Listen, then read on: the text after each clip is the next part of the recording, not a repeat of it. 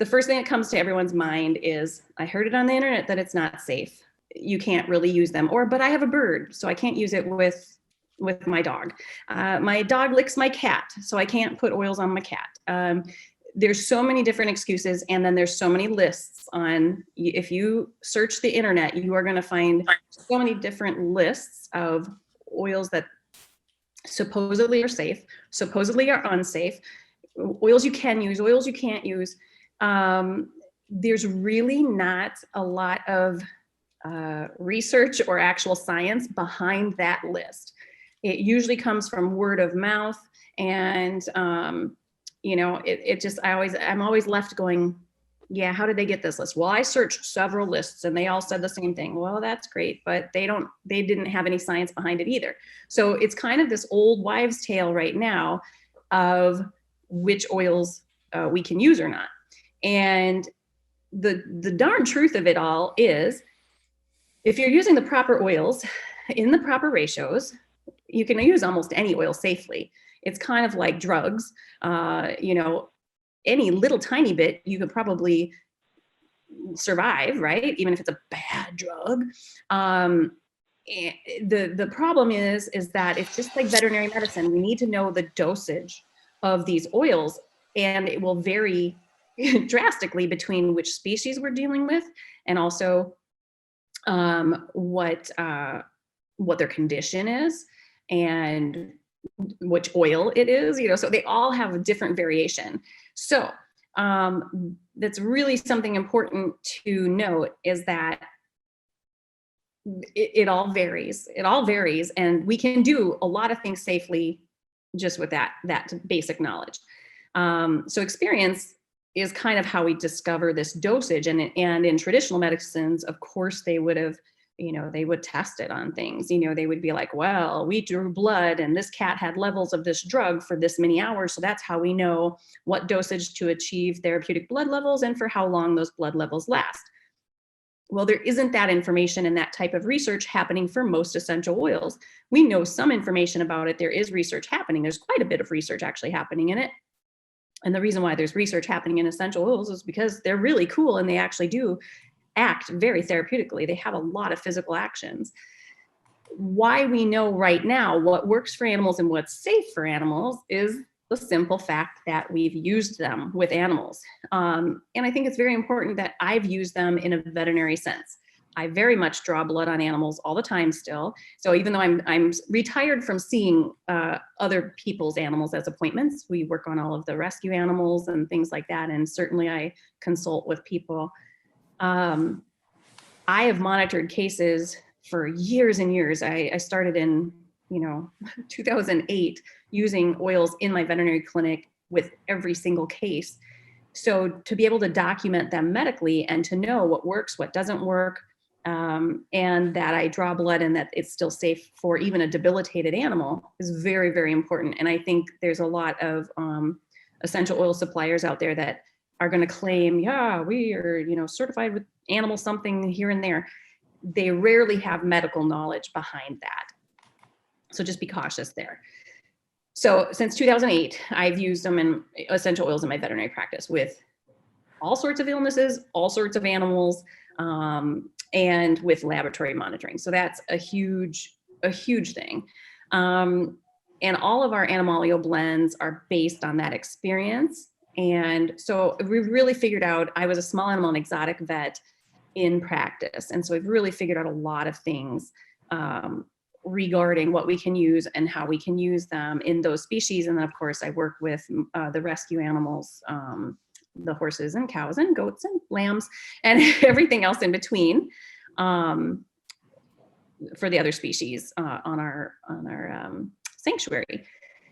My goal for animalEO was to eliminate that guesswork. You don't need to know, okay, I've heard frankincense is good, but the problem is if you pick a poor quality frankincense, it's not going to be good. It's very much like dog and cat food. So I always feel like the first half of the webinar, I've got to discuss myths and everything else. So for safety's sake, I'm just going to tell you right now that everything I'm talking about, I am going to just imply that you have sourced them through animalEO. Currently, we're limiting our singles sales. Those are single essential oils like lavender, like frankincense, because for all issues 2020, we just are having problems with people were panic buying at first, so we cut off people for that reason. But then there are limited supplies, there's limited shipping, there's delayed shipping, there's a lot of different things. And plus, 2020 started out with a bang with Australia fires, so a lot of our distilleries were destroyed, crops were destroyed. So we really are being very careful to only put out blends right now and not have single oils. Unless you have a medical need for one, then we have you email us and discuss that. So we're going to be discussing animalEO blends mostly, but we'll touch on some of the single essential oils too. But once quality is out of the question, if I know for sure you have a good quality essential oil in your hand, now we can talk real things. Because as much as I tell you, lavender might be good for this, copaiba might be good for that, if you have obtained a poor quality of that oil, all bets are off. It's like dog and cat food. I will tell you, you have to feed your cat something, right? But we all know there's better foods out there and there's worse foods. If you go to Dollar General and you buy the generic kitten food, there, chances are your cat may develop urinary stones or something like that. So we don't say never ever feed food. We say select a higher quality food. So a lot of what you're going to hear about essential oils out in this world that people are scared of resulted from poor quality essential oils being used in the first place. And with the respiratory tract, of course, that can be a problem. If you already have a brachycephalic dog who is doing that all the time, they already have a source of respiratory inflammation. And so then all of a sudden, if you threw a really poor quality tea tree oil, say, which everybody, I can guarantee you, if you diffused it in a blend, we'll talk about that in here next, it's much safer. So even if it was poor quality, but let's only pick high quality for us. So diffusion blends, even for, with our company, there are blends designed for topical use and there are blends designed for diffusion. So a lot of people like our Hardy Hoof blend. It smells really nice, but it was designed to be put on the hooves of animals, really tough tissues, really hard tissues, and it's made to kill bacteria and fungus and all sorts of icky things that are on a hoof, okay, really hard surfaces. So everybody says, oh, can I diffuse that then? And I go, well, no, but why not? Because it's intended for a very topical burning type of action, not something I want in your respiratory tract. I would much rather, if you like the smell of hot cinnamons and oreganos and thymes, I better create you a blend that really dumbs those down a lot, because that is not something you want in your mucous membranes.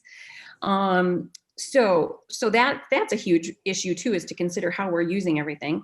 But some of those same oils that are in Hardy Hoof are in open air, our main respiratory blend. And why can we do that? It's because they are buffered with other essential oils. We have a lot of tangerine in open air.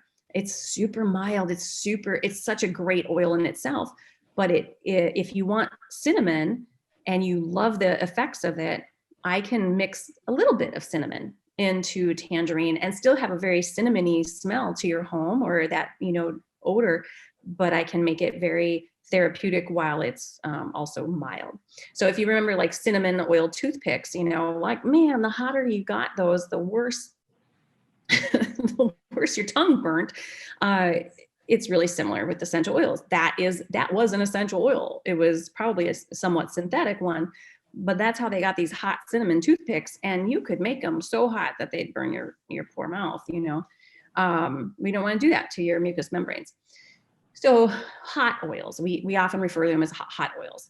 Things like oregano and thyme and cinnamon and clove and peppermint. They're things that if you had them on your hands, even after you wash your hands, if I rub my eyes again, I'm going to regret it. So those types of oils I still will always use with caution around animals because they're strong. They're super strong oils. So if you actually consider them in strength wise, they require a very, very low dose to be in the safe dosage range. It's not that they can't be used. They're wonderful, so many things, but we need to know why we're using them and what we're wanting to get out of them and why and what route.